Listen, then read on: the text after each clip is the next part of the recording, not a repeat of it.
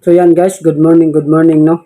So naalala nyo nakaraan, nung linggo ng gabi ay nag-post ako na nawala yung water pump ko sa balon no.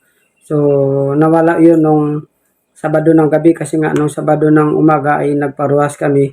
Pagkalinggo na ng umaga ng hapon kami umuwi. So pagkagabi napansin ko yung pump ko.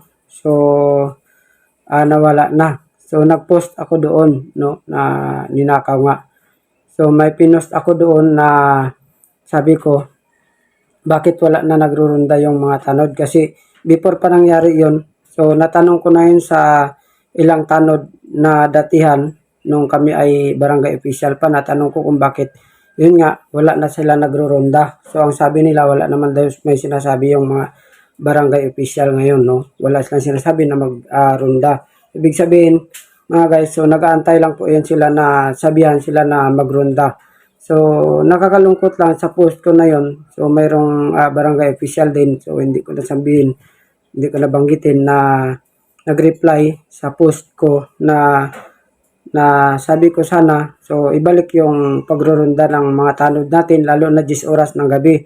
So ang sabi niya doon sa reply, so kahit na may runda pa, kahit magrunda pa yung mga tanod, so, ganun pa rin, no? So, wala pa rin mangyayari. Ang sabi pa doon sa post na kanya-kanya na lang tayo bantay ng mga kung ano mang mga dapat nakawin, no? So, masakit lang kasi nga, so, paano natin babantayan yung isang bagay kung kagaya no, nagparuwas kami. So, yung mga magnanakaw kasi nagbabantay rin lang yan sila guys na wala tayo sa ating mga tahanan. Kung minsan nga, nandiyan pa tayo, nagnanakaw talaga sila basta gusto nila. So, yung sa akin lang doon, so, wala naman tayong sinasabi na magrunda yung mga tanod para mahuli talaga yung mga magnanakaw. Yung sa akin doon mga guys, so gusto ko lang sana ibalik yung runda lalo na 10 oras ng gabi para ma-prevent lang o para makontrol lang sila. Kasi yung mga magnanakaw na yan, kung alam nilang regular yung pag robing ng mga tanod natin, kahit papaano aware yan sila. So kung baga mag-aingat yan sila, kung baga hindi sila ganon ka-agresibo na magnakaw. Kasi guys, kung yung isang barangay ay walang tanod na nagrurunda, so napakahirap nun. Kasi parang pinabura natin yung mga magnanakaw, yung mga masasamang loob na yan na hayaan na lang sila. Kasi ang purpose ng pagrurunda hindi para mahuli yung mga kawatan na yan, kundi para makontrol lang sila. Lalo na yung mga kabataan guys. Nung nagre-repair ako sa kapitbarangay namin dito sa Talog. So umuwi ako alas 11 na minsan ng gabi. So nadadaanan ko pa yung mga kabataan, lalo na yung mga babae. So nandyan sila sa signalan 10 oras ng gabi. So kawawa naman yung mga magulang nito na hindi natin alam na pinatulog lang yung mga magulang nila. Tapos aalis bago pagkakinabukasan malaman natin pinatay o ano na yung nangyari, lalo na sa mga kababaihan. So problema ng mga magulang nila yan kasi wala nang sumasaway sa mga kabataan. Kasi kapag may tanod 10 oras ng gabi, alas 10, alas 11 ng gabi, may magsaway sa kanila na pauwiin. So hindi na yan sila babalik dyan, tsaka magiging aware sila sa oras. Pagka alas 10, alam nilang regular yung pag-ikot ng tanod natin, alas 10.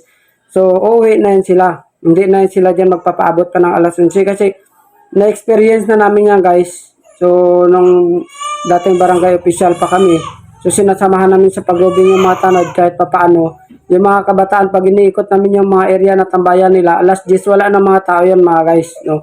Wala na sila kasi alam nila na yung area ay laging pinupuntahan ng mga tanod at laging regular yung pag-ikot, pag-robing ng mga tanod.